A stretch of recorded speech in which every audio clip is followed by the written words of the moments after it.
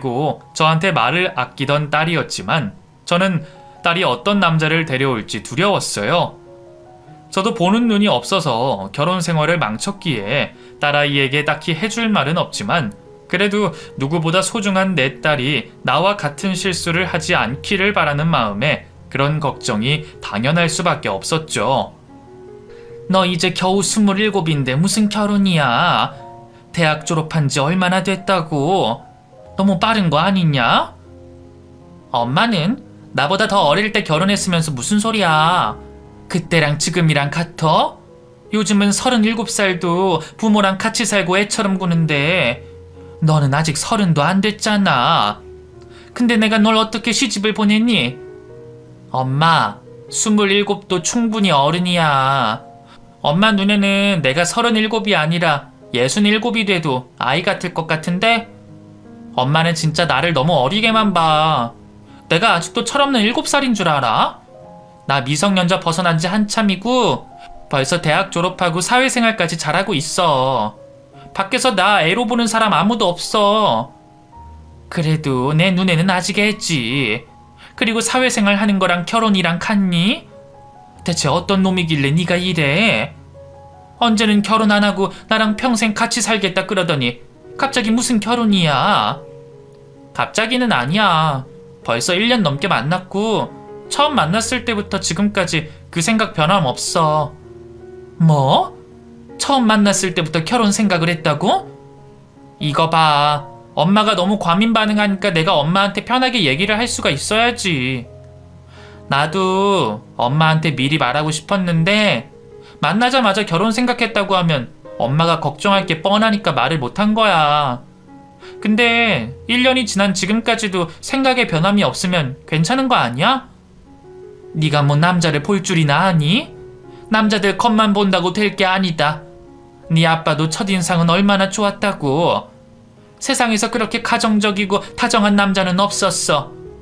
아마 너도 그때 네 아빠 봤으면 깜짝 놀랐을걸? 아, 왜 자꾸 나는 기억도 안 나는 아빠 얘기를 해. 그래서 내 남자친구가 아빠 같다는 거야? 나야말로 아빠 같은 사람 싫어. 근데 이 사람은 다르다고. 엄마 눈에는 세상 남자들이 다 도둑놈, 놈팽이, 사기꾼 같아 보이겠지만 어떻게 세상 사람들이 다 그렇겠어. 그 중에도 좋은 사람은 있겠지. 그게 네가 만나는 놈이라고 어떻게 확신해? 저도 그렇게까지 말하고 싶지는 않았는데 생각과 다르게 말이 더 험하게 나가고 말았네요. 저도 아량이 넓은 엄마가 돼 아이가 누굴 데려와도 자식의 선택을 믿고 존중해주고 싶었지만 제가 한번 뼈아픈 고통을 겪어봤던 사람이라 그런지 딸의 남자 문제에 대해 예민할 수밖에 없었습니다. 가뜩이나 예전에 대학 다닐 때도 어디서 말도 안 되는 남자친구를 만나느라 제 속을 썩인 일이 있었는데 제가 어떻게 딸의 안목을 믿을 수가 있겠어요. 게다가 요즘에는 30에도 이르다고 결혼을 미루고들 하는데 저희 딸 27이면 한창 좋을 때잖아요. 아직 남자들도 많이 만나보고 사회생활도 많이 해보고 해야 하는데 갑자기 결혼을 해버리면 여자로서의 인생이 너무 아깝다 싶었죠. 나도 만약 그 시절 다른 기회가 있고 이런 말을 해주는 친정 엄마가 있었더라면 결혼이 아닌 다른 선택을 했을지도 모릅니다. 제가 결혼에 실패하며 평생 그런 생각을 해와서 그런지 제 딸에게 자꾸만 잔소리를 하게 되더라고요. 딸아이 어릴 적부터 남자 문제라면 귀에 딱지 않도록 떠들었던 저였기에 딸도 제가 그런 소리를 하는 걸 싫어하지만 제가 딸을 아끼고 사랑하는 만큼 걱정이 들 수밖에 없었죠. 결국 딸과는 다투듯 말이 끝나고 저희들은 며칠 동안 서먹했습니다. 저도 곰곰이 생각해보니 아직 보지도 않고 너무 안 좋은 소리만 했나 싶더라고요. 딸에게 미안해진 제가 먼저 화해의 손길을 내밀었습니다. 딸, 많이 화났어? 미안해. 엄마는 걱정이 돼서 그랬지. 엄마는 날 너무 애취급해. 그런 게 오히려 자식 망치는 거야, 알아? 그래. 엄마가 나이 들수록 더 걱정만 늘어서 그래. 엄마가 미안해. 그러니까 확 풀고 남자친구 데리고 와봐. 결혼도 얼굴 파야 시키든지 말든지 하지. 엄마가 한번 봐보고 생각해 볼 테니까 데려와. 제가 먼저 남자친구를 데려오라고 말했더니 딸아이가 뛸 듯이 기뻐하더라고요. 사실 그때까지도 예비 사위라는 생각보다는 딸애가 만나는 남자친구 한번 보겠다는 생각이었죠. 그런데 딸의 남자친구가 양복까지 갖춰 입고 꽃다발을 들고 온 겁니다. 안녕하십니까, 어머니. 저 주희랑 만나고 있는 김상원이라고 합니다. 긴장을 많이 했는지 기가 바짝 들어가서는 제 얼굴을 제대로 쳐다보지도 못하는데 순진해 보이는 그 모습이 왠지 제 전남편을 떠올리게 해서 기분이 썩 좋지는 않았죠. 그렇다고 저도 손님 대접을 소홀히 하지는 않았습니다. 딸이랑 한번 싸워서 저도 딸의 눈치가 보였거든요. 그래서 오랜만에 제가 열심히 솜씨발이를 했습니다. 양장 피며 구절판이며 손 많이 가는 잔치 음식들을 한껏 차려줬죠. 딱히 사위 대접한다 생각했던 건 아니지만 어쨌거나 우리 집에 온 손님이니 손님 대접을 했던 거죠. 그래도 잔뜩 긴장하면서도 반찬 안 가리고 이것저것 잘 먹는 모습이 보기 나쁘지는 않았습니다. 그런데 본격적으로 이야기를 하다 보니 아무래도 그 청년이 제 기대에 많이 미치지 못하는 겁니다.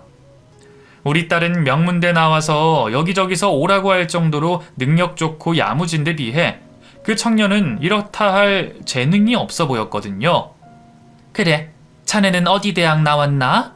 지금은 무슨 일 하고 있어? 예, 저는 4년제 국립대에 나와서 지금은 IT 업계에서 프로그래머로 일하고 있습니다. 무슨 회사인데? 들으면 알만한 회사야? 아직 엄청 유명한 회사는 아니지만 그래도 이쪽 업계에서는 꽤 괜찮습니다.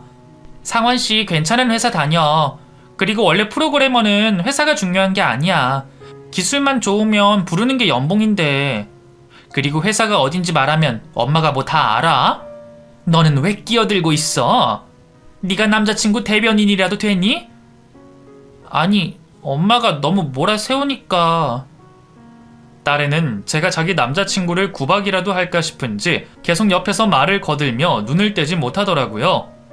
차라리 가만히나 있지. 저는 그게 더 꼴보기가 싫었죠. 오죽 못난 놈이면 내 딸이 못 믿어서 대신 말을 거드나 싶어서 말이에요. 그럼 집은 뭐 하시나? 부모님 두 분 다 계시고? 아, 사실 저도 주희처럼 어머니가 혼자 키우셨어요. 제가 어렸을 때 아버지가 사고로 일찍 돌아가셨거든요. 그래서 그 후로 쭉 어머니와 단 둘이 지내고 있습니다. 워낙 구김없어 보이기에 그런 사정이 있을 줄은 몰랐는데 저도 혼자 주희를 키웠기에 그 청년도 어머니와 단둘이 살았다는 말에 마음이 쓰였죠. 하지만 동정으로 딸의 결혼을 결정할 수는 없는 거잖아요. 들어보니 그동안 학자금 대출 갚느라 아직 모은 돈도 별로 없는 것 같고 우리 딸애처럼 대기업 다니는 것도 아닌 것 같은데 저는 여러모로 아쉬울 수밖에 없었어요. 남녀 평등이라 여자들이 남자들보다 잘 나가는 세상이라고 하지만 그래도 여자는 자기보다 능력 좋은 남자 만나서 든든하게 기댈 수 있으면 좋잖아요. 그 청년이 기술이 얼마나 좋아서 얼마를 벌든 저희 딸애보다 연봉이 적을 것 같은데 그걸 보고 자격지심 같은 건 없을지 괜히 나중에 우리 애만 고생하는 건 아닐지 걱정이었습니다. 그래도 사람 자체는 좋아 보여 다행이다 싶었어요. 아니나 다를까 그 청년이 돌아가고서 주희가 하루 종일 제 옆에 붙어서 자기 남자친구 칭찬을 하는 겁니다. 엄마, 어때? 상원씨 괜찮지? 멋지지? 착하지? 아우, 너 눈에 콩깍지 씌어서 뭐 제대로 보이기나 하니? 뭐 생긴 건 나쁘지 않고 사람은 좋은 것 같다만 그것도 모르는 거야. 사람은 겪어보고 뒤집어 봐야 알아. 너 겉으로 봐서 사람 다 알 수 있니? 몇십 년을 알고 지내고 서로 알몸까지 봐도 그 사람 속 모르는 게 태반이야. 지금 너한테 잘하고 좋은 모습 보인다고 다 믿을 수가 없어. 그래도 상원 씨는 달라. 저 사람은 진짜 좋은 사람이야. 왜 내가 다쳐도 다른 사람 먼저 살리는 사람 있잖아. 상원 씨가 딱 그런 사람이야. 엄마는 손해보는데도 다른 사람한테 선뜻 도움 줄 수 있어? 그거야 상황이 어떠냐에 따라 다르지. 네가 너무 좋은 모습만 보는 거 아니야? 엄마가 상원 씨를 직접 겪어봐야 아는 건데 엄마 말대로 사람 안 겪어보면 어떻게 알아. 근데 나는 알아. 그래서 이 결혼 확신이 생긴 거고. 엄마가 왜 그렇게 걱정을 하고 내 결혼을 염려하는지 아는데 나는 엄마가 나를 조금만 더 믿어줬으면 좋겠어. 나 엄마가 그렇게 무르게 키우지 않았잖아. 딸애가 자식 한번 믿어보라며 그런 말을 하는데 순간 말문이 탁 막히더라고요. 내가 열과 성을 다해 키웠는데도 내가 내 딸을 못 믿는다는 게 우스운 일이기는 했습니다. 머리로는 그걸 알면서도 왜 매번 실행이 안 되는 건지 저도 답답해서 죽을 것 같았어요. 그럴 때마다 저는 차라리 딸애가 죽을 고비를 넘기지 않았더라면 미련이 좀 덜했을까 싶은 생각이 들곤 했습니다. 자식을 한번 잃을 뻔하고 나니 자꾸 염려가 됐거든요. 그래도 결국 고비를 이겨낸 건 제가 아니라 주희였죠. 저는 옆에서 있어줬을 뿐 한 건 별로 없으니까요. 그래서 저는 딸의 말대로 딸 애를 믿어보기로 했습니다. 어차피 나 닮은 딸 애 고집을 꺾는다고 꺾일 것도 아니고 자기가 그렇게 확신하고 결혼을 하고 싶어 하는데 제가 말릴 수나 있을까 싶더라고요. 그래서 딸이 하고 싶은 대로 하게 두기로 했어요. 이러다가 정말 이혼을 하게 될지 백년해로 할지 어차피 아무도 모르는 건데 겁이나 내지 말자 싶었거든요. 나도 이혼했다고 인생 망한 것도 아니고 27살이면 자기 결정에 자기가 책임질 나이가 됐다 싶었죠. 그렇게 딸애도 그 집에 인사를 드리러 다녀오며 곧바로 상견례 날짜를 잡게 됐습니다. 그쪽이나 저나 둘 다 혼자라 그건 참 다행이다 싶었네요. 남편을 잃은 방식은 다르지만 둘 다 혼자인 게 비슷한 처지라 생각돼서 그런지 저는 왠지 만나기 전부터 사돈이 편하게 느껴졌습니다. 안녕하십니까? 저 주희 엄마입니다. 네, 안녕하세요. 상원이 엄마입니다. 만나 뵙게 돼서 반갑습니다. 자식 둔 엄마의 입장으로 인사를 나누고 보니 왠지 그 얼굴이 낯이 많이 익더라고요. 내가 편하게 느껴서 그런 건진 몰라도 꼭 어디선가 본 적이 있는 듯한 얼굴이었습니다. 근데 혹시 우리가 어디서 만난 적이 있나요? 분명 처음 뵙는 것 같은데 이상하게 낯이 익어서요. 글쎄요. 저는 오늘 처음 뵙는 것 같은데요. 저를 모른다는 사돈의 말에 저는 제가 착각을 한 거라 생각하고 말았습니다. 하기사 장사하면서 별별 손님 다 만났으니 누굴 봐도 닮았다 싶을 수 있겠다 생각했죠. 상견례가 시작되고 저희는 아이들 결혼에 대해 이야기를 나눴습니다. 결혼식은 언제쯤이 좋을지, 집은 어떻게 할지, 예물 예단은 어쩔지 정하고 같이 고민해야 할 게 너무 많더라고요. 각자 자식이 하나이다 보니 자식 결혼이 처음이라 사돈이나 저나 어려운 것 투성이었네요. 아휴, 참 애들 결혼시키는 것도 쉬운 일이 아니네요. 뭐 이렇게 정할 게 많은지 저희 때는 그냥 반지 하나 나눠 끼고 말았는데 말이죠. 그러게요. 저도 자식 결혼이 처음이라 어렵네요. 그럼 우리 나머지는 애들끼리 정리하라 하고 편히 얘기나 합시다. 이러다가 밥 먹는 것도 얹히겠어요. 그럴까요? 그러고 보니 상원이 말로는 주희가 예전에 크게 아팠다고 그러던데 사돈이 고생이 많으셨겠어요. 아휴, 그때 일이야 지금 다시 생각해도 끔찍하죠. 멀쩡하던 애가 갑자기 아파서 수술을 해야 한다고 하는데 그때 제가 하필 남편이랑 이혼을 해서 돈이 한 푼도 없었거든요. 어머나, 걱정이 많으셨겠네요. 아이가 아픈 것만으로도 마음이 찢어질 텐데. 그러니까 말이에요. 남편 놈은 처자식 버리고 나 몰라라 도망가 버리고 저 혼자 아픈 애 데리고 돈 벌러도 못 나가니 정말 미칠 것 같은 거죠. 게다가 제가 고아나 마찬가지라 어디 손 벌릴 곳이 하나도 없었어요. 이런 말 해도 될지 모르겠는데 그때는 정말 애랑 같이 죽어버릴까 싶더라고요. 어차피 수술 못 받으면 죽는다는데 애 죽으면 내가 살아서 뭐하나 그냥 같이 죽어버려야지 그런 마음이었죠. 그런데 그때 누가 우리 애 수술비를 대신 내준 거예요. 기억으로는 내 또래 아이 엄마였는데 이름도 말 안 해주고 가더라고요. 혹시 그때 그 병원이 인천에 있는 건가요? 한 20년 전에요. 어머, 사돈이 그걸 어떻게 하세요? 세상에, 그러고 보니 아까 어디서 봤냐고 물으셨을 때 저도 긴가민가 했는데 아무래도 그거 제 얘기 같은데요? 예? 저희의 병원비 내주신 분이 사돈이시라고요? 사실 저희 남편이 죽은 지 딱 20년 됐거든요.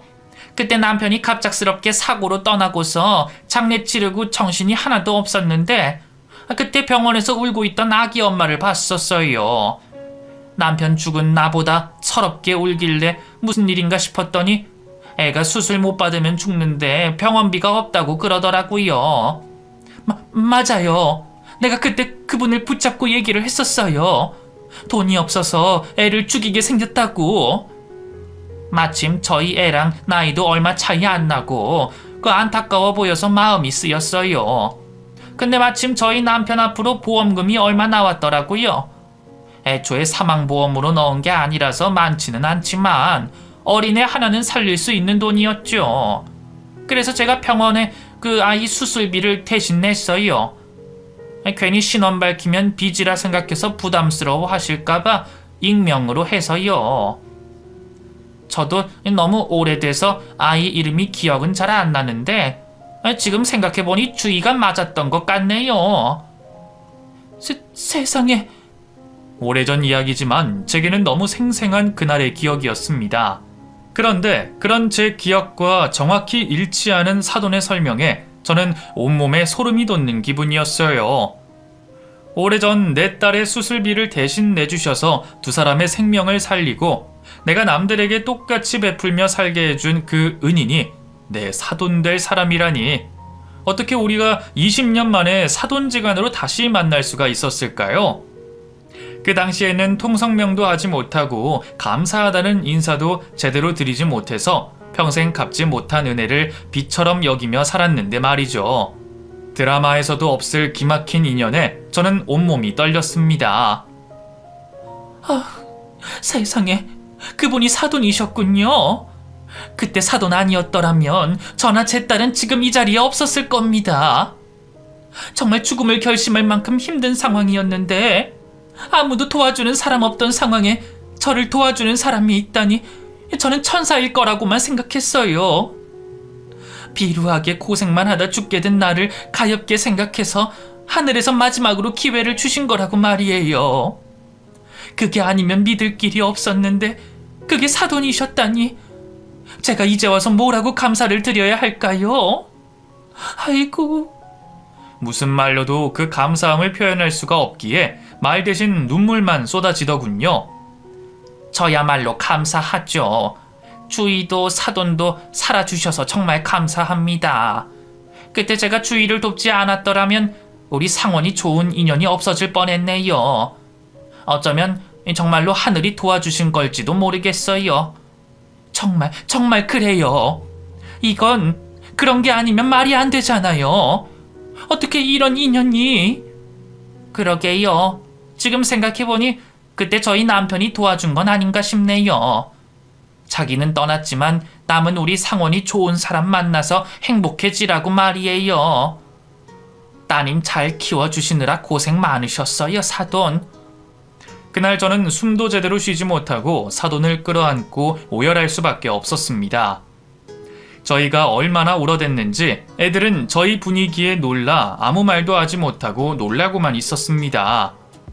애들은 그때 너무 어려서 이런 사정은 몰랐으니 더 당황스러웠겠죠.